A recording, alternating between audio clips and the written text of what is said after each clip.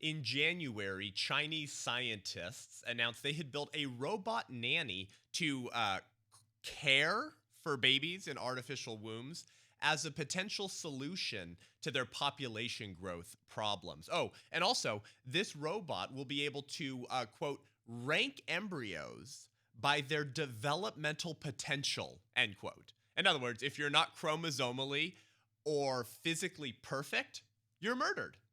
In February last month, the BBC released a mini documentary entitled "What If Women Never Had to Give Birth?" featuring egghead Dr. Fauci-like experts gleefully celebrating a near future where artificial wombs are the norm and women are freed, quote unquote, from gender roles. Artificial wombs are almost here, guys, and they're a bad idea. How should pro-life Christians think through this dystopian future, and how should we respond, more importantly? Our good friend of the show, Katy Faust, the founder and director of Them Before Us, joins us today to talk about all these things and more. Buckle up, you're in for a treat. I'm Seth Gruber, and this is UnAborted.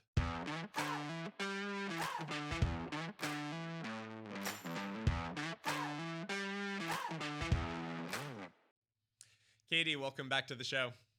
So good to be with you. I'm really glad we're talking about this. Hardly anybody is. Yeah, that's right. And even on the conservative side, I think we're seeing the conservative movement sort of gird up their loins a little bit more in the last year out of necessity. It's like oh, if we don't start conserving something soon, there will be nothing left to conserve. In which point, why be a conservative at all? So I'm encouraged with some of that strengthening of the spine of American conservatism.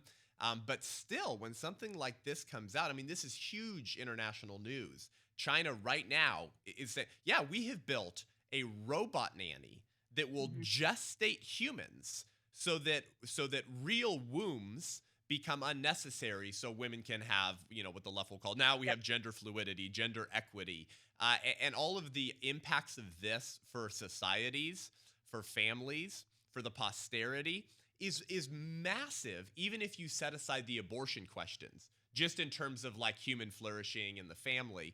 And very few people are talking about it. So I want to jump into all of that with you. But firstly, I would love our listeners to hear a little update from you. You just got back from an international trip as an advocate for children's rights to their mother and father, making the moral case, the political case, which those two things are virtually should be the same, against third-party reproductive technologies. And you were rubbing shoulders with the presidents of some countries who seem to have more moral clarity on these questions than the evangelical church in America. So can you give us a little teaser about what you've been up to recently? Yeah, it was great. My son and I spent 7 days in Budapest speaking at a conference there, but also they translated my book into Hungarian. So we got to be there for the book Wow. launch. Wonderful. I took 2 copies of my book in English to Europe. 10 days, small suitcase. I could have 2 books. I'm like, we'll see who I give these 2 books to. I gave the first one to the Prime Minister of Hungary because along with their guests and scholars, got to meet with him. And Hungary is doing things that very few other Western nations are doing. 2 things specifically. They are increasing their marriage rates and they're increasing their birth rates. They Right. are anomaly, right? Because they have a government that has prioritized marriage as the cornerstone of society. Right. Hungary actually put male and female marriage in their constitution, and they are hated. They're hated for it. So I left a copy with him. He didn't know who I was, Wow. but this big conversation with all of these scholars talking and me listening and learning, somebody said something like, why don't you say something so the Western media doesn't hate you and believe that you are an anti-gay bigot? And the Prime Minister said, love might be love, but marriage is an institution. And then I spoke up and said directly to Wow. him, don't ever let anybody, no Western power, no Western media, bully you into compromising on marriage because this is a social justice issue for children. So there was my That's right. one word of encouragement to the Prime Minister. Um, Wow. Katy, oh, that's incredible. Speaking of Hungary, correct me if I'm wrong here, Katy, but I believe I saw recently some coverage on how Hungary, I think it was Hungary, and please tell me if I'm wrong, is really the only country recently who has succeeded in flipping the script on their population problems, meaning Okay, actually successfully incentivizing um, families to have more children, and now they're actually seeing it go back up. Was that Hungary? that's correct. That's Right. correct. And so they are not yet at replacement rate, but they have grown. I'm going to botch this from probably 1.2 to about 1.6 births per women in the last 10 years. Their marriage rates have gone up. Their divorce rates have dropped. And you know what else has dropped? Their abortion rates.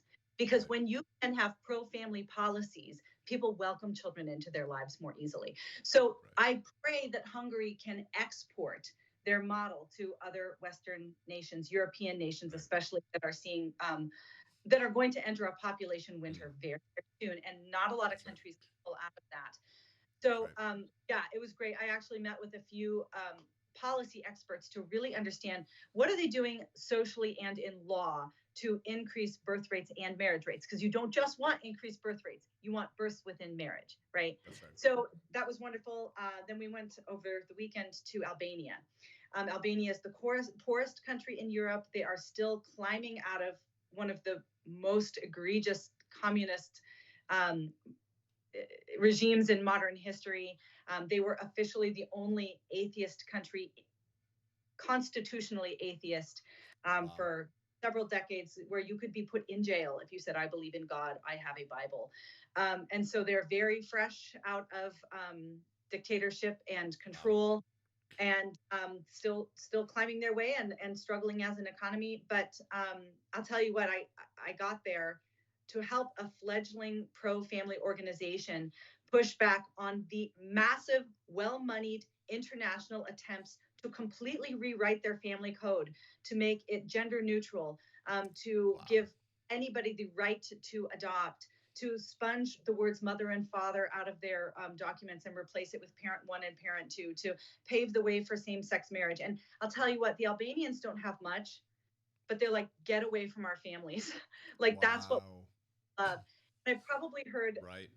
I probably heard the name George Soros mentioned 7 times by people who are, No, no, Katie, you can't say that name. The left told me that they hate colonization, Katie. There's no way that such pressure would be coming from America.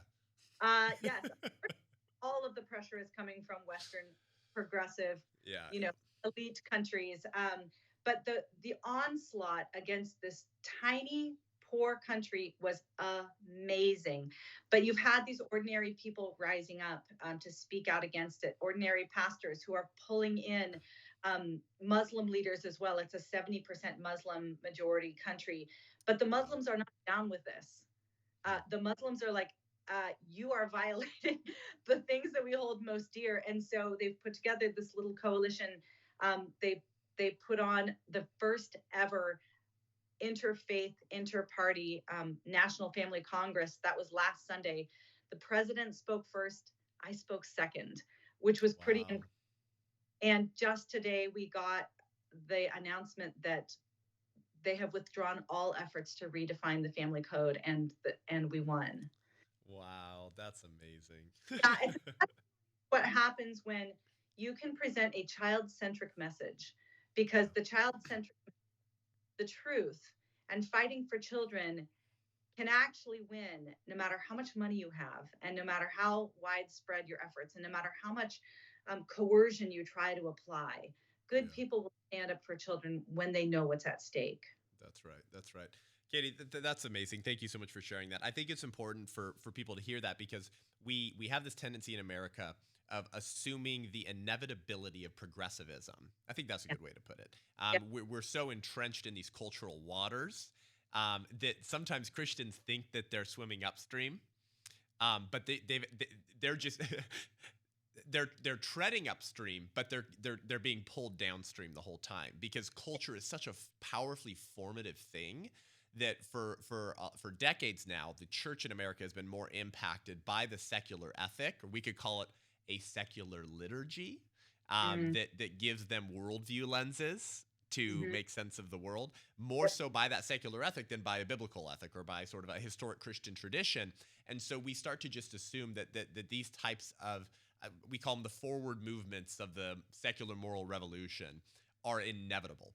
But Yeah. they're not inevitable. And if you're a student of history, you'll know that the things that were once thought to be inevitable eventually got turned around. And so it's encouraging to hear these countries with leaders who are, many of whom are not even Christians, Yeah. who are saying, get this type of wokeism out of here, this redefinition of the most fundamental sort of understandings of human nature, man, woman, male, female, mother, father, children being raised by the two individuals responsible for their existence. Yeah. And so we're so happy with what you guys are doing at Them Before Us and how God has expanded your territory and influence up to the international prime minister level. It's very exciting. But for the sake of time, guys, go follow Katy Faust, Them Before Us, get her book, Them Before Us, go read it, okay? Or go listen back to our 2 older episodes.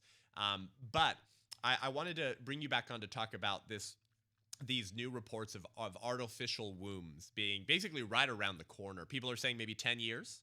Some people are saying a little more.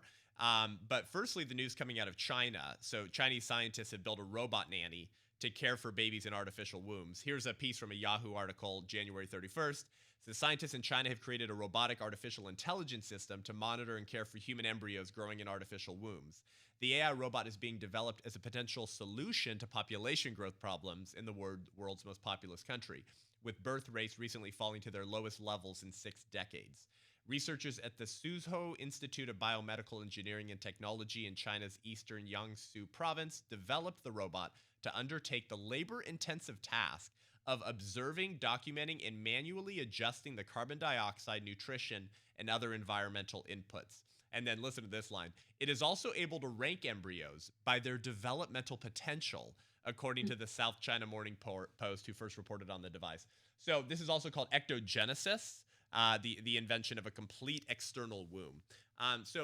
Katy, why is this not a blessing of liberty? Why is this not just the best thing since sliced bread to increase our economic prowess by creating more human beings who are productive little robots at the widget factory? Why is this not the best thing for China, for America, and certainly for children? Yeah. So, what's so interesting is when I've talked about artificial wombs in the past, even among conservatives, they're like, this is an amazing breakthrough. This is the way that we are going to be able to help babies that are preterm survive. I mean, this is a pro-life technology. And I'm like, you don't understand. In the baby making marketplace, the womb is the most expensive and hard to acquire part of that process. If you are going to make a baby, you have to put together sperm, egg, and womb. Sperm is very easy to access. Eggs, a little bit more difficult, but we have figured out a way to hormonally inject women with enough chemicals so that instead of releasing 1 egg a month, we can extract 20 eggs. And it's really expensive, but these days you can go online and you can find catalogs of egg donors. And if you've got the money, maybe a little bit more for a white donor, maybe a little bit less for a brown donor, but you can get yourself an egg. The womb is very, very hard to find. It's hard to find a woman who will give her body to 9.5 months of gestating a child, and all of the burden that goes along with that. Do you understand how much money you would save if you never had to find that woman who offered her body for the development of a child? Not only that, but it would be a lot easier to take care of like quality control for the babies that we are manufacturing if there wasn't a woman who was forming an attachment to that child, right? We have situations of surrogate pregnancies where the surrogate is very, very attached to the babies, but the intended parents don't like what, there's too many. Oh, there's 2 boys and a girl. Well, we just want 1 boy and 1 girl. So we'd like to abort one of the boys. And the surrogate, I love these babies. I don't want to abort them. Or we've had situations of surrogates where they said, oh, this baby has Down syndrome. You need to abort that baby. And the surrogate goes, I have a bond with this baby. I'm not going to abort this baby. Wouldn't it be so much more convenient if there wasn't a woman bonding and standing in the way so that we can eliminate the children that are not genetically optimal? It would be so, you'd save money, you'd save time, you'd get your designer baby so much more easily. There isn't anybody that's standing in the way of elimination of the babies that don't seem to really meet exactly what we're paying for here.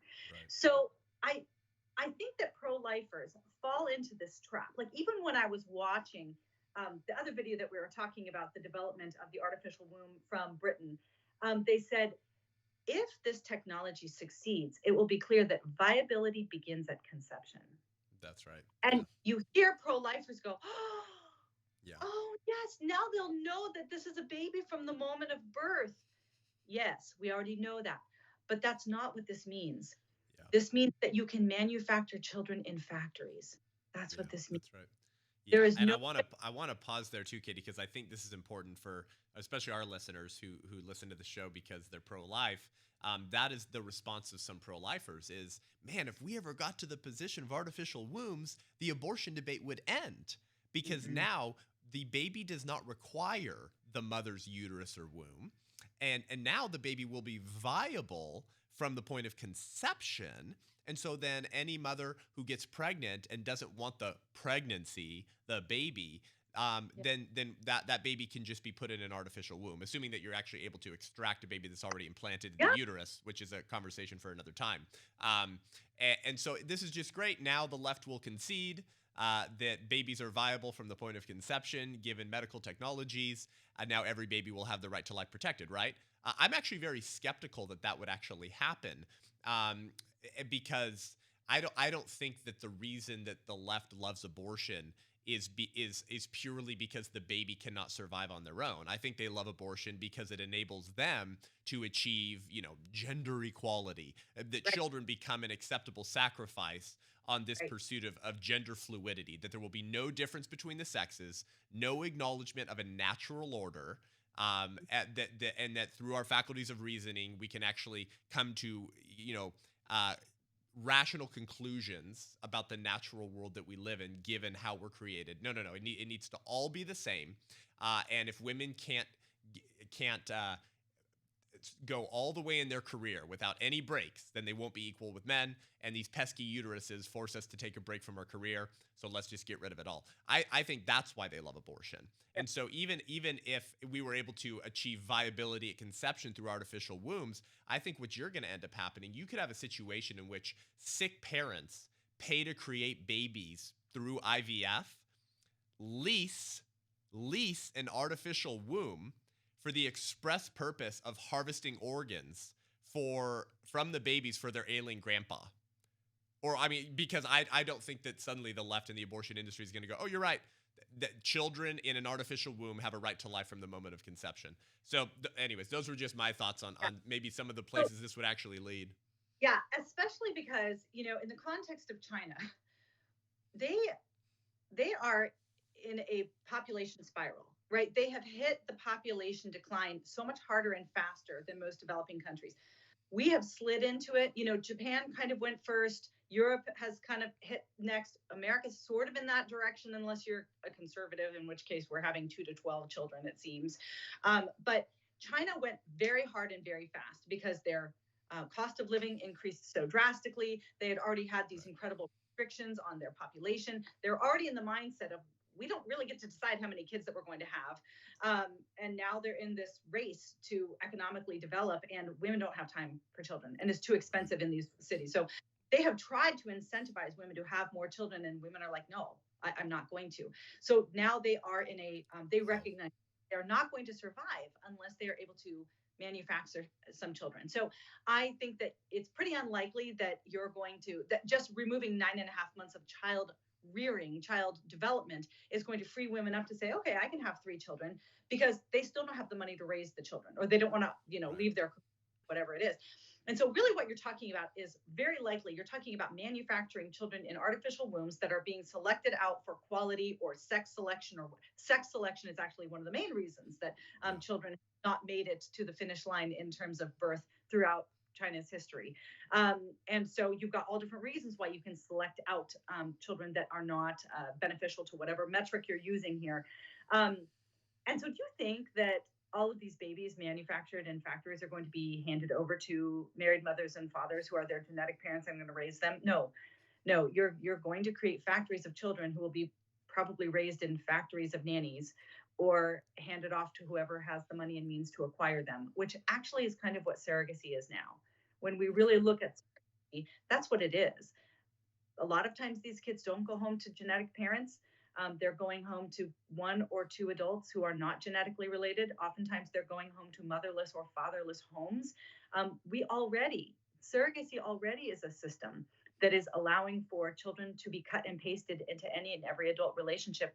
The difference is surrogacy costs a little more money than an artificial womb was. Do Yeah, you think that kids are going to be kids' rights to life and right to their mother and father will be more respected or less respected when the price tag drops?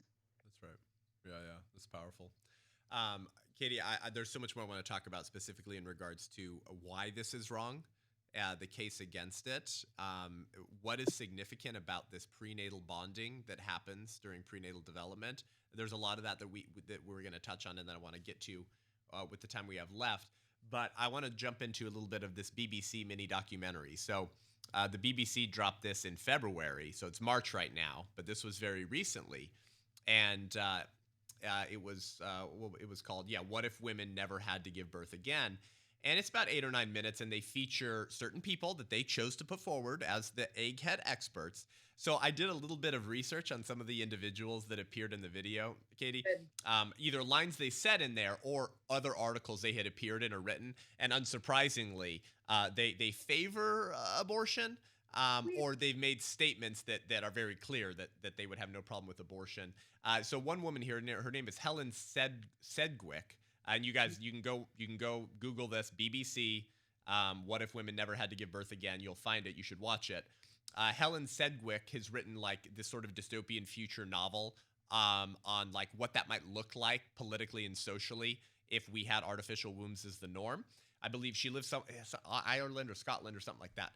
And so I found a piece she had written in The Guardian, September 2017. And so just a little window into who these people are. So here's what she said. She said, but an external womb could also lead to a new equality in parenthood and consequently change the structure of our working and private lives. Given time, it could dismantle the gender hierarchies within our society. Given more time, it could eliminate the difference between the sexes in our biology. Once parental roles are equal, there will be no excuse for male-dominated boardrooms or political parties or much of the other blatant inequality we see today. So this is one of the egghead experts that BBC features in this little special, and she's making it very clear the reason she is on board with artificial wombs is she hates the natural world and the obvious order that the natural world seems to communicate. Because if there's a natural world and there's a natural order and things are a certain way, it means that things aren't a different way. And if they're not a different way and they are a certain way, maybe that means that there was a certain reason for why things were that way. And maybe there are certain roles and duties that men have that women don't, and vice versa. And gosh dang it, that means there's probably a creator who made it that way. And I need to be freed from the natural world because the serpent told me in Genesis 3, I shall be as gods. Any recognition of a natural order and the duties and responsibilities that flow from that natural order is the thing that makes the secular progressive movement's head implode, because it means they're not gods. That's what I read when I see something like this. But really briefly, Katie, and then I want you to go full Katie. This reminds me of this line from Edmund Burke on his reflections on the revolution in France. It's very high language. It would be inaccessible to most millennials and Gen Zers today, but you'll appreciate it. And he talks about this sort of extinguishing of the natural order and kind of the patriarchy. I mean, these gender roles that he says are not necessarily bad. He says the age of chivalry is gone. That of sophisters, economists, and calculators has succeeded. What's he talking about? The egghead expert class. That's what he's talking about. And the glory of Europe is extinguished forever. Nevermore shall we behold the generous loyalty to rank and sex, that proud submission, that dignified obedience, that subordination of the heart, which kept alive, even in servitude itself, the spirit of an exalted freedom. I mean, now that kind of language would make the left's head implode. Servitude, rank and sex, order, duties, responsibilities. Ah! but he's saying, he's like, no, this is beautiful in its purpose, right? In its telos. Mm-hmm. And he's saying the egghead experts had taken over Europe. The glory of Europe is extinguished forever. And he goes on to say that this sort of generous loyalty to rank and sex, he calls it the cheap defense of nations. Because that political unit, that smallest political unit, the family, that's your cheap way to defend a nation. Because healthy families produce healthy societies and healthy men and women who contribute to a healthy society. So Yeah. protecting the family, which is what you do at your organization, Katy, is the cheapest way to defend a nation. But it requires an acknowledgement of these natural orders, this rank, sex, duty, and different roles that flow from sex. Anyways, beautiful high language. But what he's saying is that the freedom that Helen Sedgwick is after, when she talks about using artificial wombs to eliminate the difference between the sexes, that's a freedom that dissolves freedom, because it's a freedom that in the long run hands more power over to the state. So anyways, but these are some of these people. Any thoughts you have on this, on sort of the people pushing this? Well, I'm really glad that you brought up her quote, because that is what stood out to me. And I think this should really clue pro-lifers into the connection between abortion and reproductive technologies, right? And a lot of pro-lifers, you have talked about it, many have no idea that there is a connection between abortion and reproductive technologies, but this makes it very, very clear that it is, right? And so we'll do like a quick review about why these two things are actually the same thing. And you and I have talked about other videos, but both of them determine a child's rights and well-being based on whether or not they are wanted, right? So abortion says if a child is unwanted, I can violate their right to life and force them out of existence. Reproductive technologies say if a child is very wanted, I can violate their often right to life, because many of these babies won't make it to be born, certainly not with the emergence of artificial wombs and robot nannies. Many of them will not be born. As it is now, 93% of lab created babies won't be born alive for the very same sex selection, viability selection, disposable reasons that we're looking at with artificial wombs, right? But reproductive technology said if a child is very wanted, I can kind of do whatever I want with them to justify giving me that. Cutting out a biological mother, cutting out a biological father, separating them from a birth mother, sex selecting them, viability out, whatever it is, donating them to research, as long as I get my kid, right? So when you look at those things, like the rights of the child, the well-being of the child, are not a primary consideration in either of these conversations. Both of them see children as commodities whose rights and well-being depend on what adults want. Okay, so what she said is actually exactly right. Why is it that during second wave feminism, the feminists adopted pro-abortion as one of their main planks for equality? It is because they saw that being able to walk away from a pregnancy, being able to be the same as men when it came to sex and reproduction, was a part of liberation. So you've got these same kind of ideas when it comes to not getting rid of children, but creating children, right? She's saying we can't really have equality unless women don't have to gestate babies. And so there again, you see the complete, that is the logical conclusion. If you believe in abortion, then you should have absolutely no problem with reproductive wombs, right? Artificial wombs. It is the same thing, okay? Now, here's another thing that I think, let the reader pay attention, let the reader hear, all right? He who has ears, in these videos, right? Watch that BBC video. Tell me how much attention is paid to what adults want, what their desires are, what their goals are, what they would like themselves. Okay. And then make little tick marks every single time they talk about why this would be good for some adults or whatever, or fulfill their desires. I mean, some of the things they list is like, well, if there's a medical condition and you can't, or if you're in a relationship where you don't have a womb, you don't have a uterus haver in the relationship. That's right. Okay. And so notice, make little marks of how often they talk about why this is good for adults. Then make notes about anything that has to do with respecting a child's right to life or right to their parents. And then take a look at that tally list at the end and tell me what you see. That's right. And the answer, there's nothing about the rights of the child or the well-being of the child in here. You know why? Because babies were not made to be gestated in a laboratory, created in a lab, or gestated in a machine. They were made to be created by their mother and father and grown under the heart of a woman that they will never have to leave. And so, what you're talking about here, abortion is the destruction of human life. Artificial wombs is actually like the destruction of the humanity of the child. That's These are right. human babies. Human babies are not, you're you are violating the fundamentals of what it means to be a human child if they can't even grow inside of a human woman. That's right. Um, I have no idea the kind of impact this is going to have on children. And I'll give you kind of a quick explainer from adoption. As we've talked about, I'm very pro adoption. I used to work at the largest Chinese adoption agency in the world. I'm an adoptive mom. I've counseled a lot of people who have gone through not just adoption but challenging adoptions, because that's actually how adoption goes. It's challenging.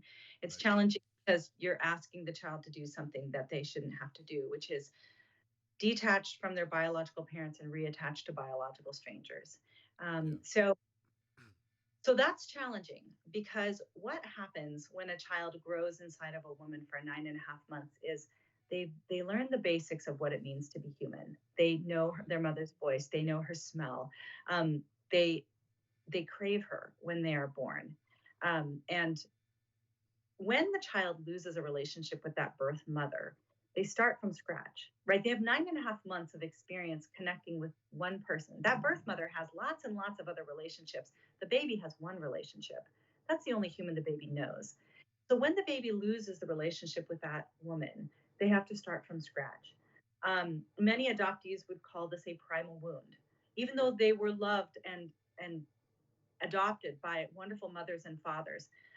We have studied and seen that it is harder for adoptive children to learn to trust, learn to attach, learn to Yeah. bond. And that's not to say there's anything bad about adoption, adopted children, adoptive parents. This is the reality, people. You cannot break a bond and think that there's going to be no fallout. Now, sometimes we can't do anything about it, and it's the best case Right. scenario for a child to be placed with adoptive parents. But to intentionally break that bond through surrogacy is an injustice, because Right. an adult to But now, completely deny the yes. development Yeah, that's right. bond because you want to grow babies in a factory. That's right. There's no words for the impact that this is going to have on children.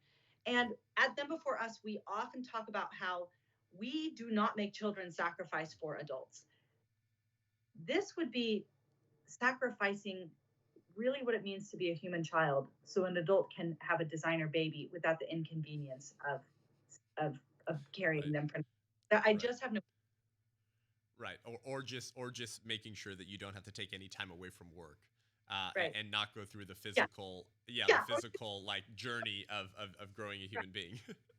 Yeah. Yeah, and so to your point too, that to quote this woman Helen Sedgwick again from the BBC piece, Katie, to your point about how their language reveals their priorities. They filter out of sight any recognition of the separate human being whose Yeah. rights are being compromised. And the same thing happens in the abortion discussion. Every Right. justification for abortion is based on the desires of parents. Every justification for third party reproductive technologies is based on the desires of the parents. But we need to put them before us, to quote you. Adults do hard things so that the rights of children are protected. But she has this line in the BBC piece, Katie. She says, she poses these questions about where this could go wrong, where this could go awry. And she says, is this something that could be forced on people? To which I said, yes, in every case, the artificial womb forces itself onto the preborn person. But no, of course, she means would patriarchs who just want women to, I don't know, have lots of biological children, or would there be an expectation for them to do it in order to keep their job, right, or something like this? That's what she means. She has no recognition or concern for the actual child. I checked her out on social media. Of course, she has a child, but of course, that child is very valuable now that they're born. One other person here, her name's Dr. Anna Smajdor, and she was featured in the BBC piece as well. Okay, and I did some research on her. A woman named Jenny Kleeman wrote in The Guardian in June of 2020 a piece about artificial wombs, and she quotes this Dr. Anna Smajdor. And here's what Dr. Anna said in this piece. She said, there's an unquestioned assumption that women will have babies. Yeah. And a failure to notice how bizarre it is that we have to produce new human beings out of our own bodies, and how dangerous that is.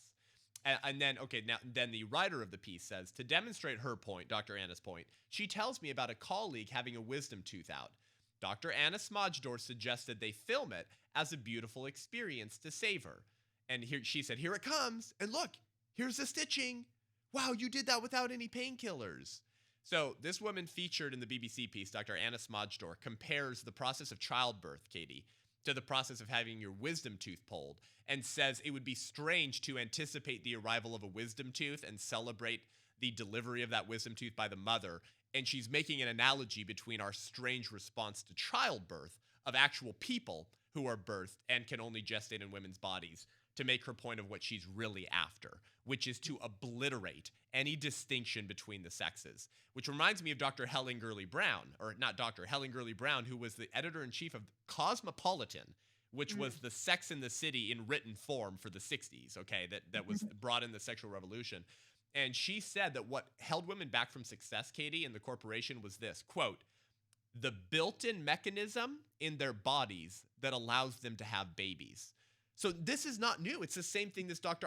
Anna's saying. Like, we've never thought about how bizarre it is that we have to produce new human beings. You're dehumanizing everything that makes you unique as a woman rather than celebrating this superpower. And I think that's so much of what we see is driving this push for artificial wombs, and it's also the same worldview that drives abortion. Yeah. Yeah, absolutely. And I'm like, feminist, you can believe what you want to believe. You want to have babies, don't want to have babies, that's fine. But once you are having babies, it is not about you anymore. I mean, like, I don't think that everybody has to have a baby. I don't think everybody has to get married. But if you have a baby, you reorient your life around that baby, right? Not everybody has to agree with me. But when it comes to children, I will fight you if you disagree with whether or not children have a right to life and right to their mother and father, and whether or not you should get married to the person, you know what I mean? Like, and whether or not so this whole, like, go ahead, spin out of control with your crazy ideas. But once you start making children pay for those crazy ideas, that is where I'm going to stand between you and those kids. And that is what, right? We need this generation of people to rise up, to stand between adults who maybe are misguided, maybe are wicked, and say, I'm going to get between you and the babies. And guys, I think the pro-life world has done that really well when it comes to abortion. We now need to wake up and see that there are so many more threats to children than just abortion, unfortunately, that now we are moving into this dystopic world. It was so funny at the beginning of that video. They're like, I think people think about this as some kind of like Brave New World Matrix thing, but that's how it has to be. And then in all of the background, they've got the Matrix things going down, like it doesn't have to be, but it will. That's what. Well, all we need to say about that, Katy, is that conservatives have successfully predicted every slippery slope argument they've ever made for decades. Any forward movement of the secular moral revolution that was hailed as an advance for freedom only ever ended up compromising freedom and handing over more power to the state. And every conservative that predicted the slippery slope of any Brave New World idea was proved right within a few years or a few decades. We are literally 100 for 100. So whenever the left says, oh, stupid conservatives, conspiracy theorists, it's not going to end up there. It's like, dude, we've been right on every single moral issue for about 50 or 60 years. As we wind down, though, Katy, let's talk a little bit about why it's significant for children to actually develop in the womb. I don't know. It's almost like God intended that or something.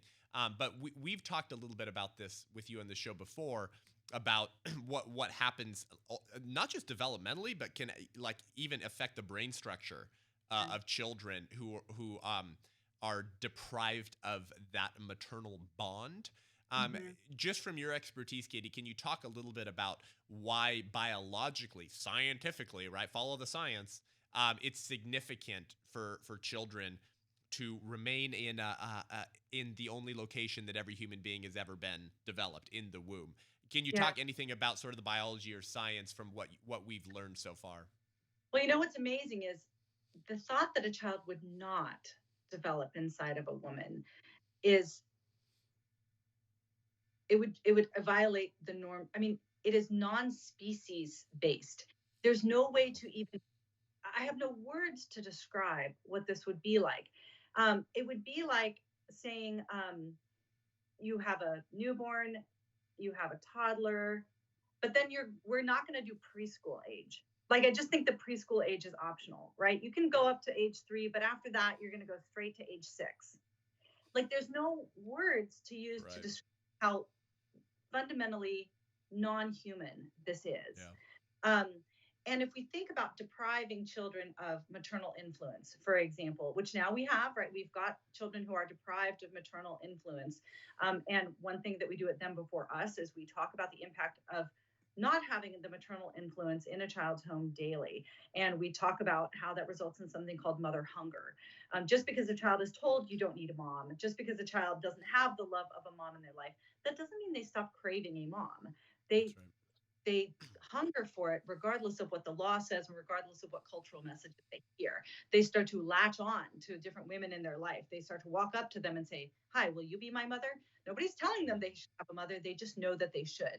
Now, that is after the child has gone through the primary stages of development in 9.5 months in life, right? They got the benefit, at least being with a woman for 9.5 months of their life. And then we deprived them at, I guess you could say, less critical times of their development, and yet they still want it. Yeah. What are we doing to a child when we starve them completely of not just maternal contact, but human contact? I don't know if completely severed. Right. Yeah, we're not really going to have functional adults. Yeah. Babies they learn from movement, the movement of their mothers, the words of their mothers, the music that they hear, the tastes, right? Like, we know that children are affected by the stress levels or lack of stress levels, the nutritional input, the exercise. We know that. Let's just take the last 2 years as an example, Katy. Studies have come out about the IQ of children born between the beginning of the scamdemic. Yes, I just called it a scamdemic. From March 2020 until recently, and the IQ of children born during this disgusting time in which we've shut down the country and the world, their IQ is like 10 to 20 points lower than we've ever seen in decades. We're masking kids, we're masking adults. I remember going on walks with my family early on, Katy, and watching mothers on a walk wearing a mask in a stroller with their infant who's looking at mom and only seeing a white diaper on mom's face. And we've been stay at home. Remember the stay at home order. Children completely removed from social connection with friends, with family, just the nuclear family, and like grandpa and grandpa. No, none of that. It's unreal what we've done by severing human connections to young children in the last 2 years, and now we're seeing the impacts. Now imagine severing human connections at the very beginning of your human life. I think you're right in saying we have no idea what this would result in with human persons with eternal souls in freaking robots, in labs, just growing in some sort of gelatinous robotic uterus. Freaking weird. Obviously, it's that line from that philosopher Leon Kass. He called it the wisdom of the repugnance, that there's wisdom in your repugnant response to something that weird. When you go, ew, ooh, weird, there's probably wisdom in that sort of gut moral response you had. With the time left, Katy. Oh yes, please go ahead. You're exactly right about that. I remember when I walked into the first orphanage I ever went to in China, and there was about, I'd say, 100 to 120 children in this huge floor, and it was one of those situations of like 2 to 3 babies per crib, depending on the size. And what I walked in is, I went, none of these babies are crying. That's incredible. Like, they have this system where like they keep all these babies happy.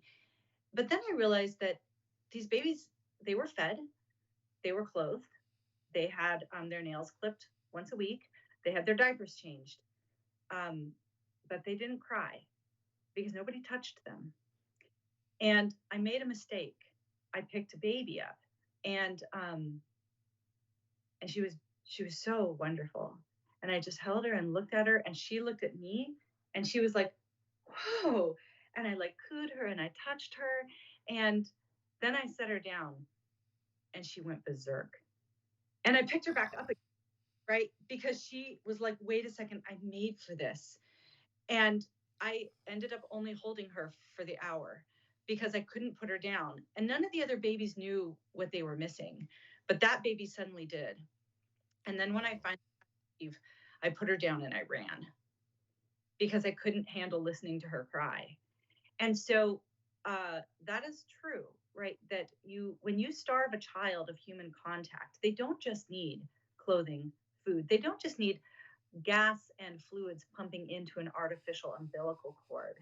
Like we are social creatures and we are made for human contact. And so if the babies in the orphanage had actually turned their emotions off, they had determined, when I cry, nobody comes. So I will have no emotions. That's what they did, right? wow. So we are, Wow. this is so cruel. Like the cruelty of these technologies, so that adults don't have to deal with backaches and some stretch marks. Yep, that's right. Like, I am a very nice pastor's wife, but the profanity that rises up in me when I think technologies and Yeah. what we're inflicting on children, and if this does not raise up an entire army of not just Christians, but any feeling adult, Then we deserve what we get. then we deserve what we get. Good and hard. Yep. Then yeah, that's what democracy is, right? It means that the people get what they want, good and hard. I think you're right. I mean, abortion is kind of that litmus test of a republic, because of how it treats children. But writ large, how you treat children is kind of a litmus test Yeah. of your conscience and your country. You know, God says in Genesis, "It is not good for man to be alone." But Yeah. with artificial wombs, we're saying actually it's very good for man to be alone from the beginning that they are a man, and it doesn't matter. It Be doesn't alone, freaking right? matter. So it's not even good for a grown man to be alone, right? And but babies can be alone. The Because tiniest of, they're not persons, Katie. Remember, yeah, and this is this is the point that Nancy Pearcey makes in her book Love Thy Body. She says that that a rapid expansion of state power began with abortion, because in the past the law recognized personhood as a pre-existing reality, something mm, that followed metaphysically on being biologically human. The law merely recognized it as a prior fact. But now the state is they're deciding which humans qualify for the status of personhood, defined in terms of mental abilities, the capacity to think, feel, and desire. The same reasoning is now being applied to euthanasia and assisted suicide as well. If you say some humans are not persons, well, why not, Katie? Oh, because they can't think, feel, or desire. Then you can copy and paste that litmus test for personhood and apply it outside the womb too, and you'll find a whole class of human beings that also fail the secular progressives litmus test for personhood. So the same reasoning that drives the justification for abortion drives the justification for euthanasia and assisted suicide as well. My point is, anytime you redefine the natural world and the conclusions that you can deduce from the natural world, you only end up handing more power over to the state, because now the state has to decide which humans are persons. Same thing with marriage. We redefine marriage. And so the only way the state can treat a same sex couple the same as an opposite sex couple is to deny the relevance of biology and declare marriage to be a state of mind, what you think, feel, and desire. We're redefining biology. And the only way the state can treat a trans woman born male the same as a biological woman is to deny the relevance of biology and declare gender to be a state of mind, what you think, feel, and desire. So defining gender goes to the state. And now we're redefining parenthood. We used to assume that parenthood was based on certain biological realities, because there's a man and a woman, and then they procreate and they produce children. And so there's a certain duty that the biological parents have towards the children. But no, now parenthood can be sort of just anything. It's intent-based parenthood because it's based on what you think, feel, and desire. So all the power to redefine these fundamental human institutions goes right back over to the state. So it's a freedom that dissolves freedom. And that's what I think Edmund Burke was getting at. And I think that's what we've seen in sort of almost every new horizon of the left's secular progressive moral revolution. And so we're only putting in place the premises that justify our own enslavement. Unfortunately, the left probably won't wake up to that, Katie, until the lion eats them last, at which point they're dead and can no longer regret the ideas that they planted in the American soil. In summary, Katie, and then I want you to provide some follow up. I think that artificial wombs are wrong because it violates an unborn child's right to life, and it violates an unborn child's right to their mother and father. both of which are two fundamental rights that flow from our humanity. That's what we mean by natural rights. I want to make this point. I want to get your feedback because, to my understanding, Katy, we are not at the point yet where we can remove a baby. I don't even think that we have anything close to doing this. Removing a baby that's already been implanted in the uterus, taking her out, and putting her in an artificial womb. So when we talk about artificial wombs, Katy, we're assuming IVF, isn't that right? So I don't know. I think that, like, the BBC video assumed that the baby has a place for an umbilical cord to go. I'm not sure if you're going to get that if you don't begin in a. But we are on the cusp of such radical human experimentation that if you watch the videos, they're like, boy, it's going to be. When can we start the human trials? Right, because you are going to kill a lot of people to figure out how to do this right. That's right. That's why it violates their right to life. How many babies will be sacrificed during testing before artificial wombs are fully functional? And let me raise one more. It violates children's right to not be bought and sold. This is purchasing and selling of beings, okay? And we fought a civil war to end the buying and selling of people. Now it is coming back in the name of progress. Wow, that's right. That's right. It would also violate, obviously, children's right to life because these artificial wombs are going to diagnose imperfections. So parents can decide whether to keep their baby or kill her. But on your lane of expertise, Katy, this is a massive violation of children's right to their mother and father because you're intentionally removing children from developing a relationship to their mother from the moment they exist.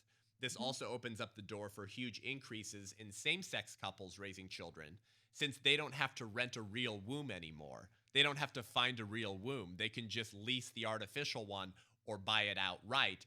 It'll lead to huge increases in single mother or single father homes. And then here's something I want you to speak to. What kind of impact do you think this is going to have on child trafficking? Yeah. See, do you understand the wisdom of having a baby grow inside of a woman? And if you've never met a pregnant woman, I have been pregnant with 3 children, and I was not like a particularly attached mom. Like, I wasn't the ones that are like, oh, we're going to spend so much time together. I was more like, I don't know what you're doing to my body. I better like you when this comes out. Right. And then they hand the baby to me and I look at them and I go, oh yeah, we're totally going to make this work. But if they had tried to harm the baby, I did take a lot more precautions when I was pregnant because I actually had this baby that I was responsible for and that I cared for. Do you know the wisdom of making sure that this completely defenseless thing is literally surrounded by a woman who has protective instincts for it? I mean, there's not a lot of women who, if a guy comes up to them when they're pregnant and like, can I buy that from you? Not a lot of them that would be like, yeah, okay. When no protective person literally cocooning the baby inside, do you think that the people that are running those factories are going to have that same level of protectiveness? The answer is hell no, they're not. Right? We already have a for-profit industry that completely disregards the well-being of children, and it's called surrogacy. The only people that are concerned about the baby is the people that are purchasing the baby. And obviously the surrogates form some kind of attachment, but they don't even contractually have a right to say, I want to keep this kid. I love this baby. Right? The contract is supreme. We already have set that up as the contract is supreme. Well, if you're contracting for babies on factory floors, there's no adult there that could stand between somebody who wants to harm the child and somebody who does not. We already have situations of people who are creating surrogate-born children just for the purpose of sexual exploitation. I mean, one case was so egregious that the judge wouldn't even allow the jury to hear what these 2 men did to their surrogate-born son because he worried that it would traumatize the jury. Now, do you think that having factory floors of children in artificial wombs will decrease or increase the likelihood of predators creating children? That's right. That's right. Yeah. If you are not totally up in arms about this, from a child perspective, right? Perspective, perspective, a right to mother and father perspective, a right to be born free and not bought and sold perspective, just a right for children to remain human. Like, get off my lawn. Yeah, that's right. You're so dead inside, you might as well sell your soul to Satan. Yeah, it's Yeah. Well, Katie, why should abusers try to steal children now, kidnap them to abuse them when they can just lease an artificial womb, put together sperm and egg, grow some humans, and then just use them for their sex trade? I mean, how easy is that? And what kind of guards are we going to have against that? That's the problem with progressivism, is it promises freedom, but it never delivers. On your idea of contractor choice, really, which is really the centerpiece of secular progressivism, that if you consent to it, if it's your choice, if it's contractual, then there are no more moral moorings as long as you consent. And we'll finish with this, and then I want to give you a chance to share anything else. Wonderful line from Nancy Pearcey, who says that the concept of contract is sold to the public as a way of expanding choice, but in reality, it cuts us off from natural, created relationships and hands over power to the state. And I can't think of a more powerful dystopic example than artificial freaking wombs. I really don't think we have any idea of what we're facing. And tragically, once again, I think the church is fully asleep on this and has no idea what's coming down the pike for the church, for the posterity, for children. And when you talk about evangelism, right? I mean, when you talk about the Great Commission, even for those churches, Katie, who say, oh, the only role of the church is to preach the gospel, we shouldn't talk about social and political issues. Well, even from that very myopic utilitarian approach to the gospel, you should care about stopping this kind of stuff, because evangelizing this type of world and sharing the gospel with these kinds of people becomes way more difficult when they don't even know how to interact with a human, when they have been socially severed from human relationships from the very beginning of their development and existence. And of course, that's what, in large part what you and I tried to do, is to rattle the church to wake up to what's actually happening. We're out of time now, Katie, but if you have any final thoughts on this, what would be your final words for the culture, for the church, for pro-lifers, obviously in particular, for what we can do, why we should care, and how to get involved? Yeah, like one of my favorite verses, Lord, I think it's Psalm 82, but it says, how long will you judge unjustly and show partiality to the wicked? Rise up and defend the widow and the fatherless. Like, God is not pleased when you forsake the needs of the most vulnerable. Your mandate, Christians, is to make sure that none of these little ones stumble because of what adults want. Okay, so this whole thing about living the gospel is totally inseparable from defending children. And one of the biggest ways we defend children is making sure they have life. The second biggest way is to make sure that they can grow in a healthy world, right? Defending children's right to life and right to their mother and father is the most efficient way to make sure that you are actually caring for children. And all of these technologies, they're not about like defending fatherlessness. They're about manufacturing fatherless children, manufacturing children. That's right. You will go against every biblical mandate for defending the least of these if you do not start aggressively opposing these technologies. Right. Yeah. And profiting off of it too. Not just manufacturing fatherlessness, but profiting off of it. Yeah. Yeah. Unreal. Wow, Katie. Well, thank you so much.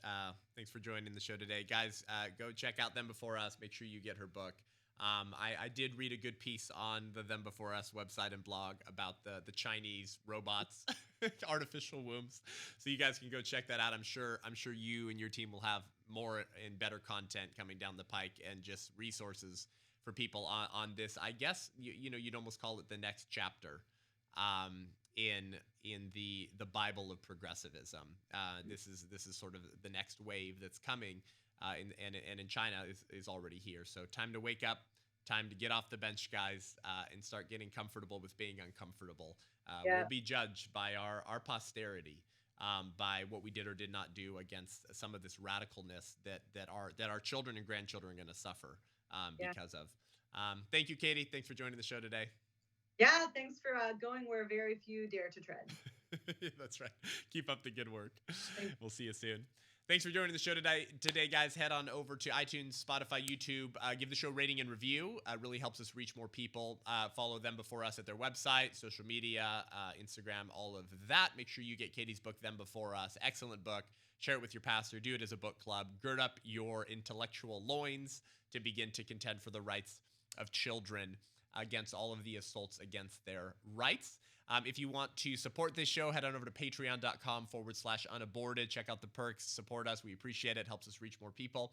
If you want to book me for an event or see my speaking schedule, go to sethgruber.com, SETHGRUB as in baby boy, ER.com to sign up for my newsletter, or to book me for an event as 2022 is filling up quickly. Thank you guys for tuning in. We'll see you next week.